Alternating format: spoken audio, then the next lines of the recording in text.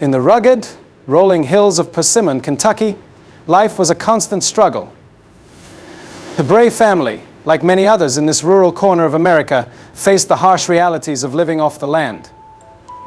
Omar and Nancy Bray worked tirelessly to provide for their 5 sons, Jerry, Gary, David, Danny, and Timmy. Every member of the family had a role to play, and for Jerry and David, the eldest and third eldest, hunting was a crucial responsibility. One evening, as the sun began to dip below the horizon, Jerry and David decided to call it a day.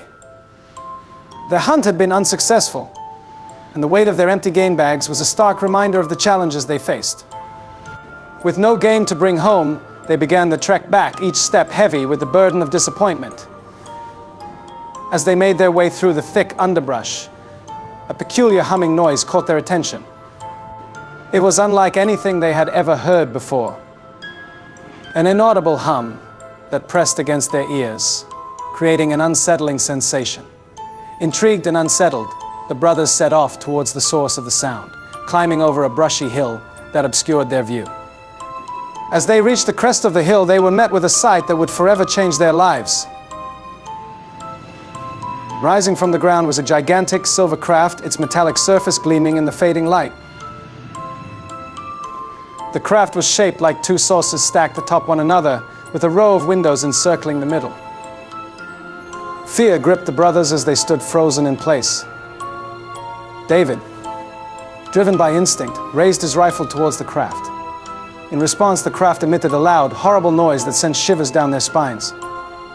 Jerry, sensing the danger, urged David to lower his gun, and together they dropped the weapon to the ground. The noise ceased and the craft seemed to calm down.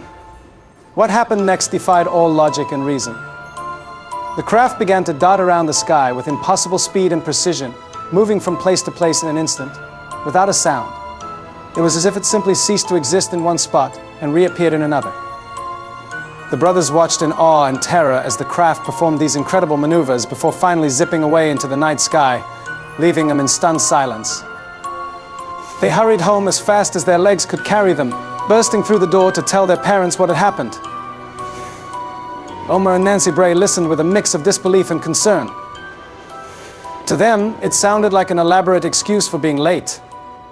Years later, Jerry confided in his own children a different version of that fateful night one that he had kept hidden for decades and had never went public. Sure, there is more to the story, but there is more to every story, and this is a good jumping off point because every story has its beginning and its end.